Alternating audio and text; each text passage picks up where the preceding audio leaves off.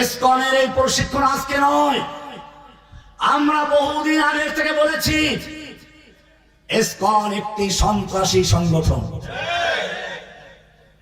মুসলিমদের হত্যা করার জন্য তারা প্রশিক্ষণ দিচ্ছে। বাংলাদেশের যে সকল ওলামায়ে কেরামদের মুখে জোর আছে তাদেরকে জঙ্গি বানিয়ে বিভিন্ন দল তৈরি করে নিষিদ্ধ করা হয়েছে। অথচ একটা জঙ্গি সন্ত্রাসী সংগঠন নানানভাবে সন্ত্রাসী কর্মকাণ্ড চালিয়েছে, এরপরে এখনো পর্যন্ত তাদেরকে সন্ত্রাসী সংগঠন আখ্যায়িত করে প্রজ্ঞাপন জারি করে হয় নাই। বাংলাদেশ সরকারকে বলবো, অবিলম্বে এই ইসকন নামক সংগঠনকে সন্ত্রাসী সংগঠন আখ্যায়িত করে নিষিদ্ধ ঘোষণা করে প্রজ্ঞাপন জারি করতে হবে। নতুবা টেকনাফ থেকে তেতুলিয়া পুরো বাংলাদেশ ঘেরাও করে খুঁজে খুঁজে ইসকনের সদস্যদেরকে ভারতে পাঠিয়ে দেওয়া হবে। মনে রাখতে হবে, আল্লাহ তাআলা সাহায্য করার একটা নিয়ম আছে। বান্দার ক্ষমতা যেইখানে শেষ হয় ওখান থেকে আল্লাহ সাহায্য শুরু হয়। ইউসুফ আলাইহিস সালামের কিসসা আপনারা সকলেই জানেন। সাতটা তলার উপরে নিয়ে একটা কুঠুরিতে বন্দী করে দেওয়া হলো। তিনি কি ওখানে বসে তাসবিহ তাহলিল আর দোয়া পড়েছিলেন না দৌড় দিয়েছিলেন? কোরআনে পরিষ্কার আছে দৌড় দিয়েছেন। কেন দৌড় দিলেন? সামনে দরজা। উনি কি বোকা? না, উনি বোকা নন। উনি বুঝতে পেরেছেন আল্লাহর সাহায্য পেতে হলে আমার ক্ষমতা যেই পর্যন্ত আছে সেই পর্যন্ত চেষ্টা করতে হবে। আমার ক্ষমতা আছে দরজা পর্যন্ত যাওয়ার, আমি সেটা করি, তারপরে আল্লাহর কাজ। এই বলে যখন দরজা পর্যন্ত গেলেন, আল্লাহ তাআলা জানিয়ে দিলেন, তোমার ক্ষমতা ছিল দরজা পর্যন্ত আসার, তা করেছো, এবারে আমার ক্ষমতা শুরু হচ্ছে। সঙ্গে সঙ্গে একটা না দুটো নয়, পর্যায়ক্রমে 7টা দরজা সব খুলে দিয়েছে। ইব্রাহিম আলাইহিস সালাতু ওয়াস সালামের ব্যাপারে আপনি জানেন, একদিকে নমরুদের গোষ্ঠী মূর্তি পূজকরা। অপরাধ কি? অপরাধ হচ্ছে মূর্তির বিরুদ্ধে কথা বলতে। রাজকীয় মূর্তিখানায় গিয়ে দেখলেন কারো 10 হাত, কারো হাতির মাথা, দামি দামি খাবার সামনে। খাবার কি মূর্তি খায়? মানুষকে ধোকা দেয়। মূর্তির নামে খাবারগুলো আনে, পরে পুরোহিত খাই গিয়ে মোটা হয়, ঠিক কিনা? ইব্রাহিম আলাইহিস সালাম মূর্তিখানায় ঢুকলেন, দেখলেন যে দামি দামি খাবার। মূর্তিকে বলেন, এই খা, খাবি না? খা। আলা তাকুলুন, খা খা।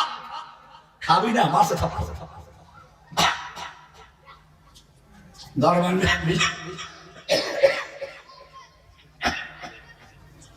দরবান বিলিয়ামিন থাপ্পড় মারলে পাথরে মূর্তি, মূর্তি ব্যথা পায় না নিজে ব্যথা পায়? ব্যথা পাইলে এবারে লইল কুড়াল। কুড়াল নিয়ে এবারে কারো মাথায়, কারো কানে, কারো যেখানে যাবারে। দেখেন না ছাত্র কি করেছে? ইব্রাহিমের সন্তানরা সেই কয়েক হাজার বছর পরে আবার জেগেছে। রাস্তার মোড়ে মোড়ে একটা মিথ্যা লোককে নবী বানিয়েছিল। কি বানিয়েছিল? এইটা আবার কি? আওয়ামী লীগ একটা ধর্ম, শেখ মুজিব তার নবী। বুঝেন নাই? এই ধর্মের মূল স্লোগান ছিল তাদের জাতির পিতা ইব্রাহিম নয়, জাতির পিতা কে? আমাদের নবীর উপর তিনি এসেছেন। ইব্রাহিম আলাইহিস সালাম মূর্তিখানায় ঢুকলেন, দেখলেন খাবার সামনে, ভেঙ্গে চুরি চুরমার করে বড়টার মাথায় পুরার লোককে ছুটকে পড়লেন।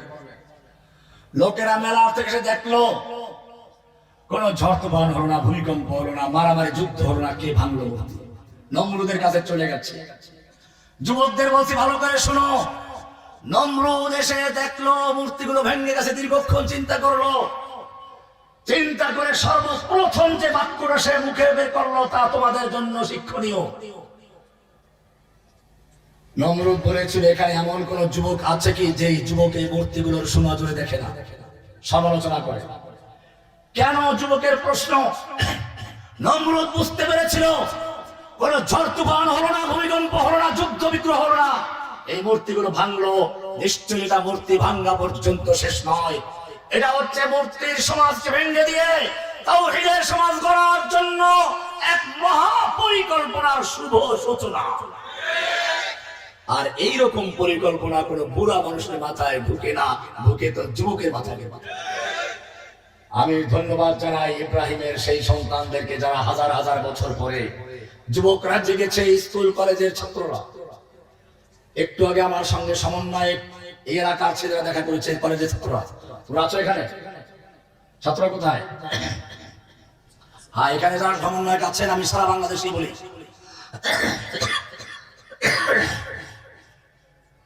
আপনাদের কাজ শেষ হয় নাই।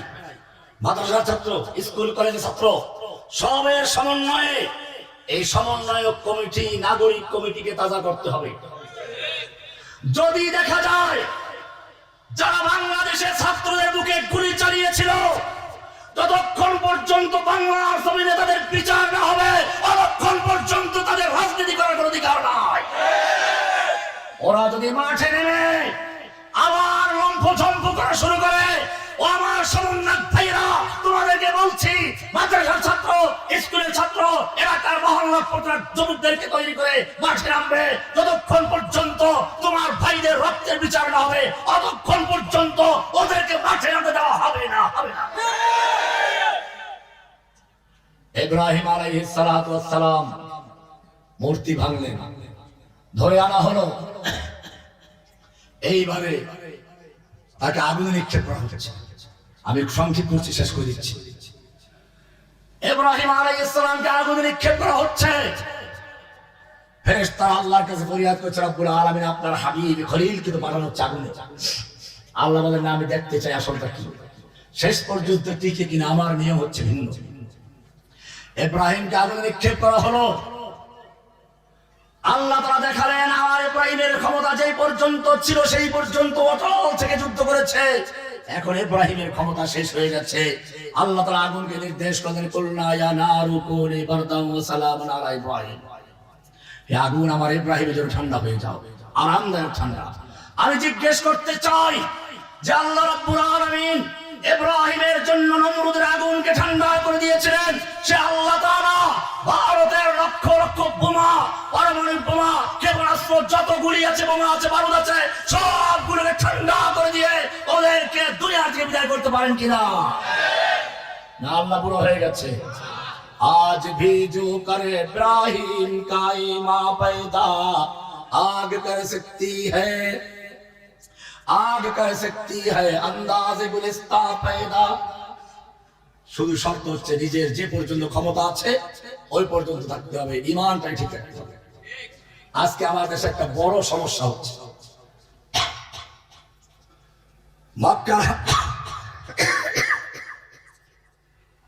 মক্কার আবু জাহেলরা প্রস্তাব করেছিল, মুহাম্মদ, তুমি তো আমাদেরই বংশের লোক, এত ঝগড়াঝাটি করে লাভ কি?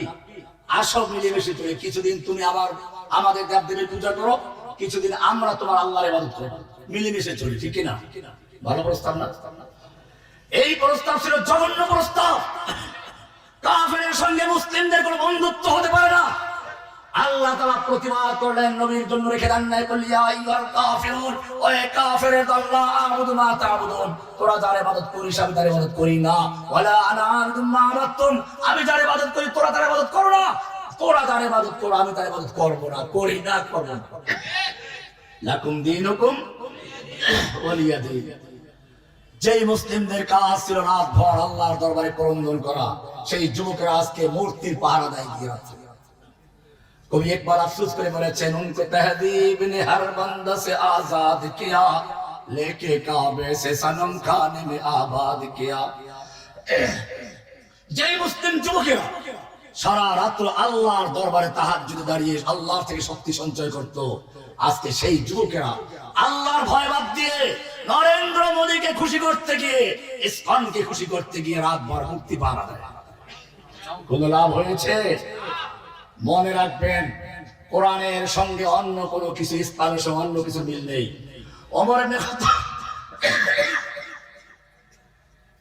ওমর বিন খাত্তাব রাদিয়াল্লাহু তাআলা আনহু আল্লাহর নবী দরবারে আসলেন। আবু বকর সহ অন্য সাহাবীরা বসে আছেন।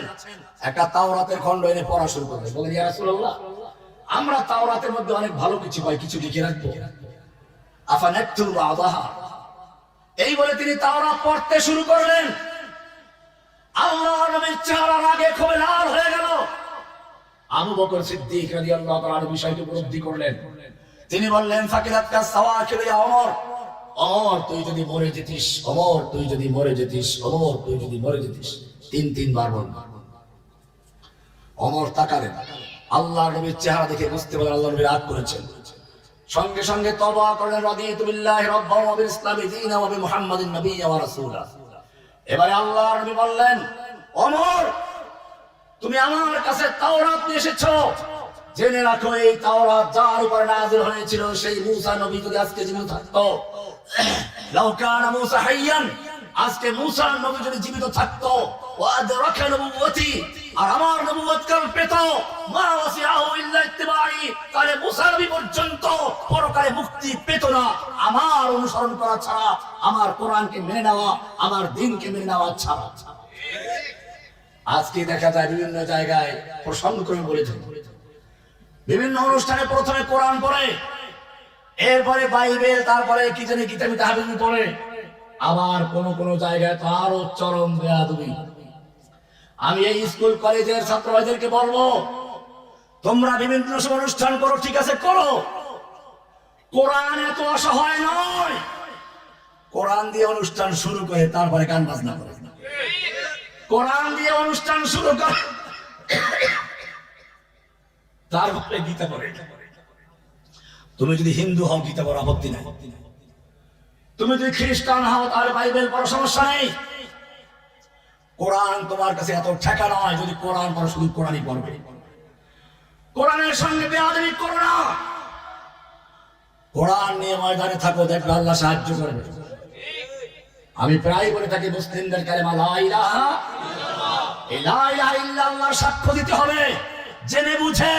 তুমি যদি আদালতে যাও আর সাক্ষ্য দাও, জজ জিজ্ঞেস তুমি কে, আমি সাক্ষী, কিসের সাক্ষী, মারানো সাক্ষী, কে মারলো জানি না, কাকে বলো জানি না, শুনতে হবে। লা ইলাহার সাক্ষী বুঝে দিতে হবে। লা ইলাহা ইল্লাল্লাহ, লা মানে নেই, ইলা মানে কোনো মাবুদ, কোনো মাবুদ নেই, কোনো ক্ষমতা নেই, সব ক্ষমতার মালিক কে? আইন দেওয়ার মালিক কে? দুনিয়ার কোনো শক্তি মুসলিমদের সাথে মোকাবেলা করতে পারে না। মুসলিমরা শক্তি পায় করতে কে? আল্লাহ তাআলা আমাদের সকলকে বিষয়গুলোকে বুঝার এবং আমল করার তৌফিক দান করুন, আমিন। অনেক রাত হয়ে গেছে, আমার আসলে বলার অবস্থা নেই, ঠান্ডা লেগে গেছে। আমি দোয়া চাই আল্লাহ তাআলা আমাদের সকলকে করুন, আমিন। দুরূদ